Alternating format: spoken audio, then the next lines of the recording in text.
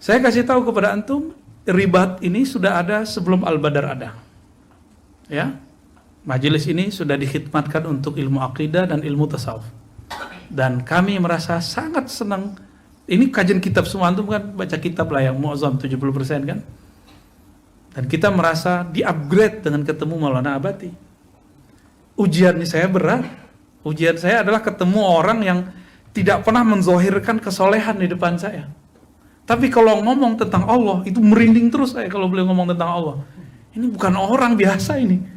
Ya. Akhirnya saya tanyalah. Dulu panggilnya Syekh.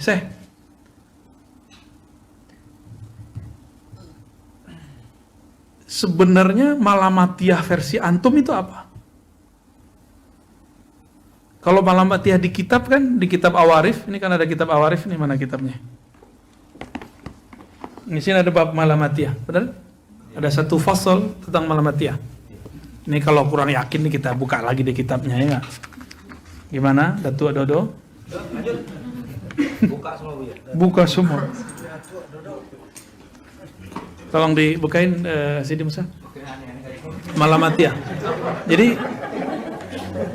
di kitab di kitab Awariful Ma'arif, penulisnya Abu Hafiz As-Surawardi, beliau murid langsung dari Sidi Syekh Abdul Qadir Jilani Qutb Rabbani. Murid langsung. Tapi beliau mengembangkan thariqah yang berkhalwat, yang kemudian dikenal dengan Suhrawardiyah. Padahal itu bagian dari thariqah Qadiriyah juga. Dan beliau juga memadukan dengan pamannya. Pamannya ini juga murid dari Syekh Abdul Qadir Jilani.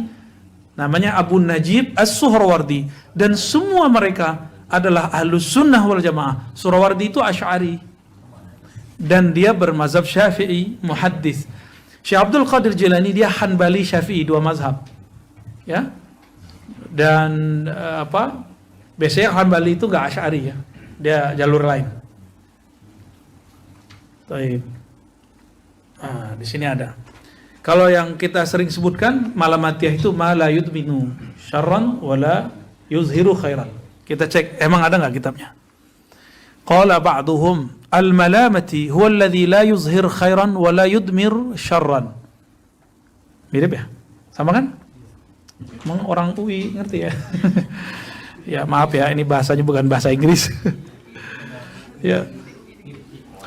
Al-malamati, orang Malamatiyah itu orang loh, orang. Bukan thariqah, orang. Allazi la yuzhiru khairan, yang tidak menzahirkan kesolehan, kebaikan, ketaatan. Wala yudmiru syarran, tapi tidak pernah mendomirkan, menyimpan, memasukkan dalam hatinya syarran, keburukan-keburukan. Ini kan umum sekali nih, ya. Umum banget kan? Sangat-sangat umum. Halaman 48 bab ke-8 kitab Awariful Ma'arif. Ini kalau cetakan Darul Kutub, cetakan yang lain beda lagi. Silakan cari babnya, Al-Bab Ats-Tsamin fi Dzikril Malamati wa syarhu wa syarhi hali.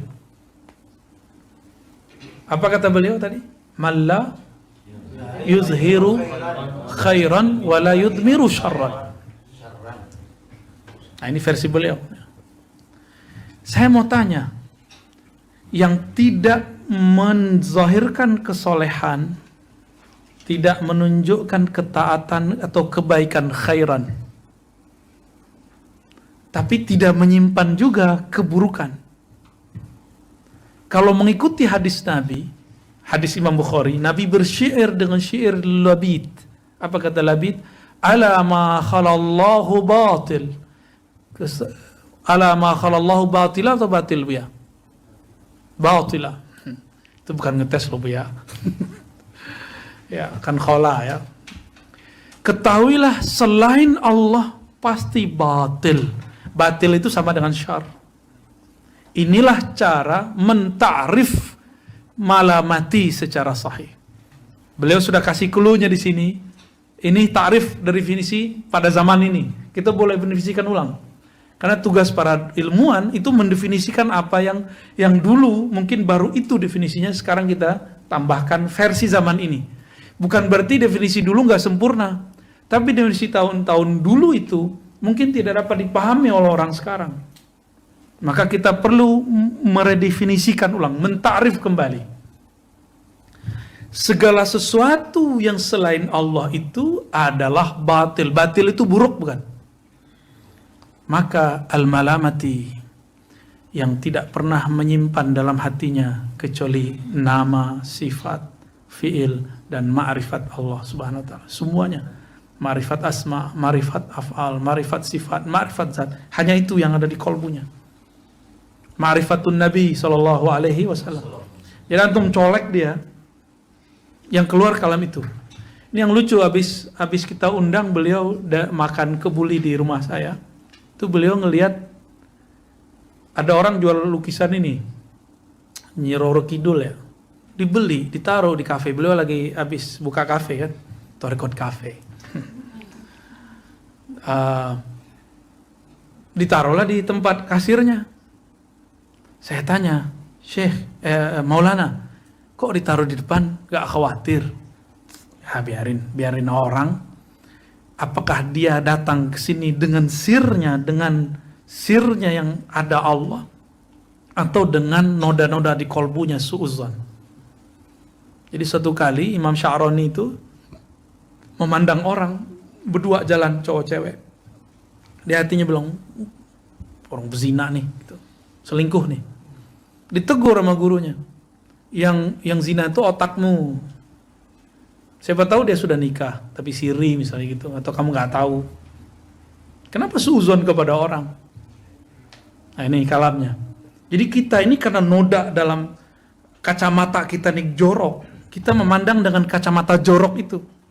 Antum ngeliat PNS kebayang korupsi aja kan, padahal belum tentu semua PNS korupsi kan. Banyak juga yang soleh-soleh kok ya. Antum ngeliat polisi kayaknya kebayang jahat terus. Ternyata ketemu waktu lagi khuruj, itu polisi khuruj cuma tabligh. Soleh-soleh itu pagi-pagi udah zikir subhanallah subhanallah. Ya, sore-sore dia jaulah. Tahu jaulah nggak? Ya, nggak tahu ya. Ente khuruj dulu deh. Khuruj cuma tabligh dulu dah. Dan saya kaget dengan itu. Berubahlah pandangan kita sedikit demi sedikit. Karena lagi-lagi katanya kila dan kola, kila dan rawiyah ini memang bermasalah ya. Ya. Jadi teman